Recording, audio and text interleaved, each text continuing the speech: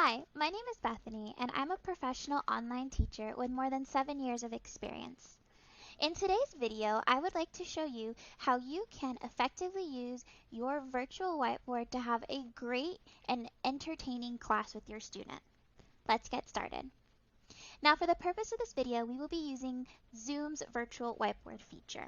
So let's take a look of how we can access that and how we can use it effectively. To share your screen on Zoom, you will come to the opening page, and then at the bottom, you'll see this green rectangle that says Share Screen. Now, when you open Share Screen, you will be prompted with a box that shows rectangles of all the different screens that you can share. Today, we will be focusing on the whiteboard feature. So once the whiteboard feature is selected, it's highlighted in blue, I will hit Share.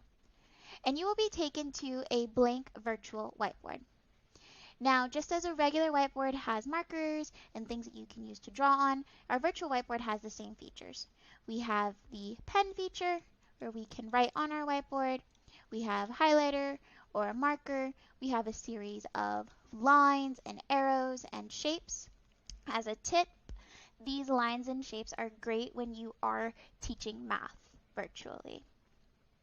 You have the stamp feature, which the stamp feature is great when you are particularly working with younger students. If you would like to give your students a goal or set up some sort of reward system using these stamps, that will help to keep the students engaged, and they can actually see how many stamps that they have collected throughout the course of your lesson for a job well done. The next feature that we are going to look at will include the pointer. Now, I particularly love to use the pointer when I am teaching because it helps me to draw my students' attention wherever I need them to look, whether we're doing reading, if we're doing math, whatever subject we're working on, this pointer can quickly help the student to see where I would like them to look. Of course, we do have our color palette where you can change the color of your marker, your shapes. You can change the width of the lines that you are drawing. And when you're using the text feature, this is where you can also bold your text, you can italicize it, and you can also change the size of the font. We have our undo and redo buttons. And then when we are done and we would like to clear both ours and our students' drawings, we can hit clear all, and that will completely erase the whiteboard. Now, my favorite feature on the Zoom virtual whiteboard is this save option. So when I hit the drop down for the save feature, I can see that I can save this whiteboard as a picture or as a PDF. Now, I have found this feature to be particularly useful when my student requests a copy of the notes that we took in class. As a side note, make sure that your students are always taking notes during class.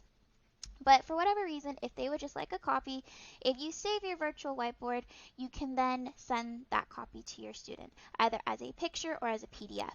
I personally recommend a PDF feature. Now, down here in the bottom right-hand corner, you will be able to see that you can add a page to your whiteboard if you need more space, and then you can also maneuver between the pages that you do have on your whiteboard. So now that we've looked at the features of the whiteboard, what are the benefits of using a virtual whiteboard versus using a traditional whiteboard?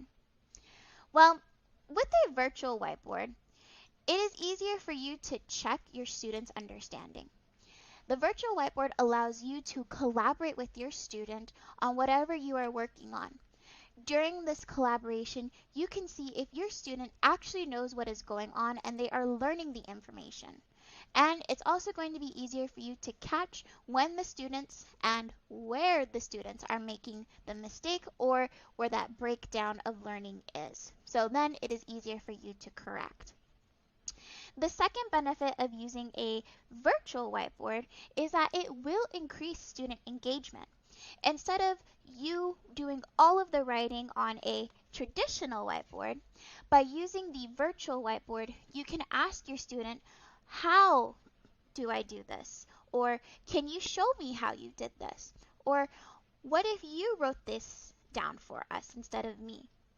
So by getting the student involved in the lesson, they are having an active part in their learning, and the class will just go a lot smoother and it's going to be more fun for the student.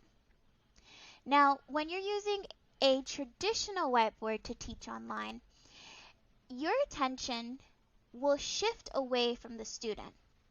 As an example, if I am going to be writing on this virtual whiteboard and I want to write, notice how my face turns away from the screen, so I'm not focused on the student anymore. Instead, I'm focused on what I'm writing on my whiteboard. And then once I have written on my whiteboard, I have to find a way to correctly position the whiteboard in front of the camera, which, as you can see, can become very awkward.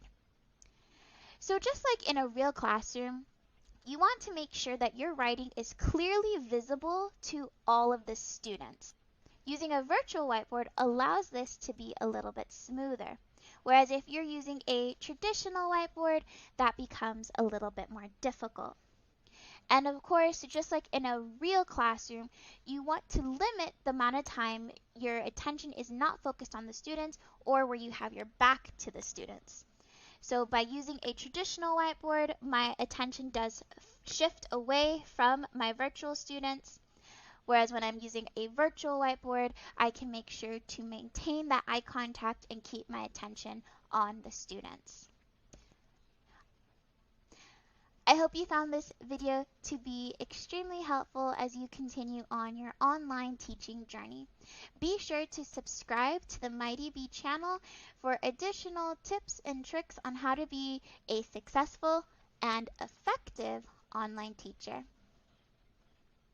We'll see everybody in another video. Bye.